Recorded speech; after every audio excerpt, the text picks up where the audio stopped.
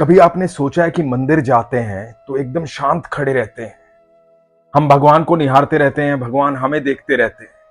मन ही मन बातें चल रही होती। कभी चिल्ला चिल्ला करके भगवान से अपनी बातें नहीं कहते। शिकायत भी होती है तो मन ही मन होती है।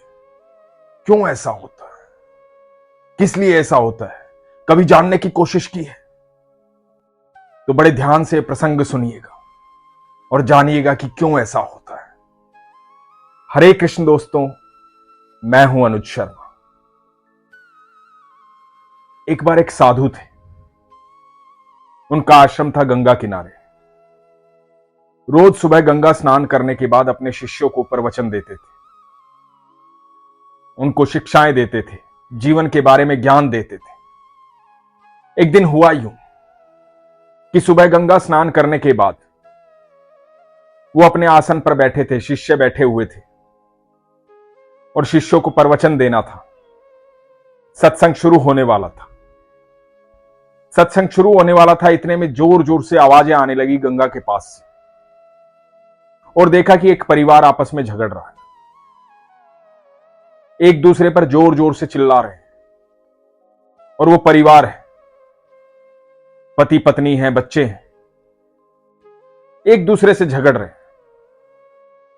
तो साधु महाराज ने देखा कि किस तरह से वो चिल्ला रहे हैं, तो अपने शिष्यों को पूछा कि चलो आज इस बात पर बात करते हैं। मुझे ये बताओगे कि ये लोग एक साथ रहते हैं, एक परिवार है, हमेशा साथ रहते हैं, एक दूसरे से प्रेम भी करते होंगे, लेकिन आज ये एक दूसरे पर चिल्ला क्यों रहे हैं? तो एक शिष्य ने कहा कि उन्हें क्रोध आया है, वो क्रोध में चिल्ला रहे हैं। दूसरे ने कहा कि उनकी मन की भावनाएं उमड़ उमड़ करके बाहर आ रही, जो एक दूसरे से शिकायतें वो बाहर आ रही, इसलिए एक दूसरे पर चिल्ला रहे हैं। तीसरे ने कहा कि अपने आप को सच साबित करने के लिए, दूसरे को हल्का दिखाने के लिए एक दूसरे पर चिल्ला रहे हैं। साधु महाराज मुस्कुराए। साधु महाराज ने कहा कि नहीं,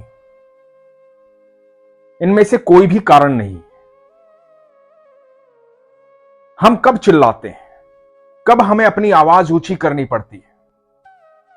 कब हमें तेज बोलना पड़ता है? जब हम एक दूसरे से दूर होते हैं। यदि मैं कहीं दूर होऊंगा और तुम कहीं दूर होगे तो मैं जोर से आवाज दूंगा, जोर से पुकारूंगा। लेकिन यदि तुम मेरे पास होगे और मैं तुम्हारे पास होऊंगा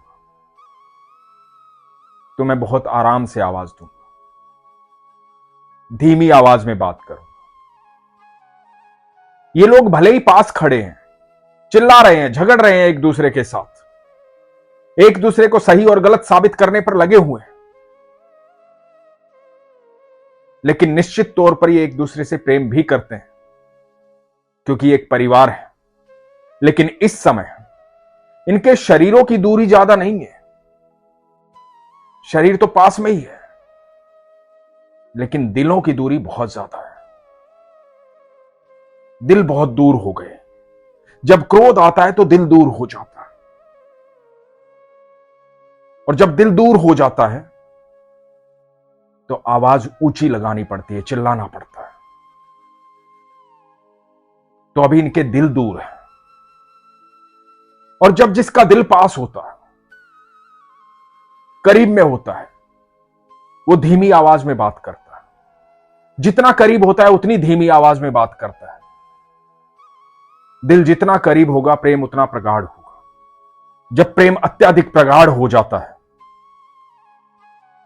तो बोलने की भी आवश्यकता नहीं होती, बातें मन ही मन होती। यह प्रेम की अधिकता पर निर्भर करता है, प्रेम की प्रगाढ़ता पर निर्भर करता है कि आप किससे कैसे बात करते हैं। तो क्रोध हमेशा आपको दूर करता है, आपके दिलों में दूरी बनाता है, इसलिए आपको चिल्लाना पड़ता है। जब हम भगवान से बात करते हैं, ईश्वर से बात करते हैं, तो हमेशा मन ही मन बात करते हैं, क्योंकि ईश्वर से हमारा प्रगाढ़ प्रेम है, हमारी ईश्वर में प्रगाढ़ आस्था है, विश्वास है, अत्यंत प्रेम है। प्रेम है इसीलिए उनके मंदिर जाते हैं, उनसे बातें करते हैं। हमें शिकायत भी होती है तो भी हमारा दिल उनसे दूर नहीं होता, तब भी हम उनसे मन ही मन बात करते हैं, क्योंकि हमारे और ईश्वर के बीच में प्रगाढ़ प्रेम है, प्रेम की अधिकता है। इसलिए कभी चिल्लाकर बात नहीं करनी पड़ती, कभी तेज आवाज में बात नहीं करनी पड़ती,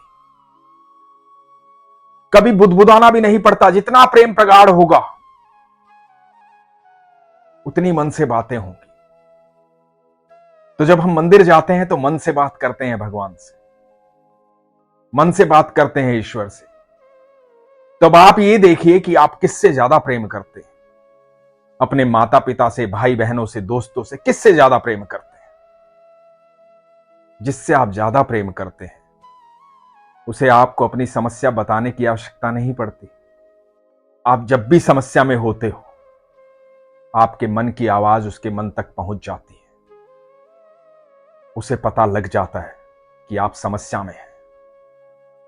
इसी प्रकार जब हम ईश्वर के पास जाते हैं, उनके सामने बैठते हैं, तो ईश्वर सब कुछ जानते हैं, अंतर्यामी हैं, अनंत ब्रह्मांड के रचयिता हैं, हमारे सारे सुख और सारे दुख जानते हैं। लेकिन जैसे ही हम संपूर्ण विश्वास के साथ, प्रगाढ़ विश्वास के साथ उनके सामने बैठ करके अपने मन की बात कह देते हैं, तो हमारी समस्या का निवारण होना प्रारंभ हो जाता है, क्योंकि हमारा मन हल्का हो जाता है। क्योंकि हम अपने मन में दबी हुई बात, जो हमारे मन पर बोझ थी, जो समस्या बढ़ा रही थी, वो बात उसे बता रहे हैं जिससे हम विशेष प्रेम करते हैं, प्रगाढ़ प्रेम करते हैं, वो ईश्वर है। भगवान कहते हैं कि मैं सबके भीतर समाहित हूं, कण कण में विद्यमान हूं, बस आपका प्रेम होना चाहिए। यदि आपके भीतर प्रेम है सबके लिए, सब जीवों के लिए, पूरी प्रकृति के लिए, तो आप देखना आपके जीवन में कभी समस्या नहीं आएगी, कभी दुख नहीं आएगा। जैसे ही समस्या आएगी वो निवारण अपने साथ लेकर आएगी, क्योंकि जैसे ही आप समस्या में आएंगे, जिससे आप बेहद प्रेम करते हैं, उसके मन में ये बात आ जाएगी कि आप समस्या में हैं और आपकी समस्या का निवारण हो जाएगा। तो दिलों की दूरी मत बनाइए। हमें चिल्लाने की आवश्यकता नहीं है, क्रोध करने की आवश्यकता नहीं है, करीब रहने की आवश्यकता है। इतना करीब रहने की आवश्यकता है कि मन की बात मन समझने लगे। और ये प्रारंभ कीजिए अपने ईश्वर से। ईश्वर के साथ हमेशा एकांत में बैठिए, मन ही मन उनसे बातें कीजिए, और आप ये पाएंगे कि आपके जीवन में सारी समस्याओं का निवारण होना शुरू हो गया है। आपके हर प्रश्न का उत्तर आपको ईश्वर देंगे, लेकिन इसके लिए आपको विश्वास की आवश्यकता है, प्रगाढ़ विश्वास की। तो एक बार विश्वास के साथ ईश्वर के सामने बैठिए और अपने दिल की सारी बातें कह डालिए। मन ही मन ईश्वर से बातें कीजिए और विश्वास रखिए। इसीलिए हमेशा कहता हूं, अपने विश्वास को मजबूत कीजिए, अपना ख्याल रखिए। हरे कृष्ण।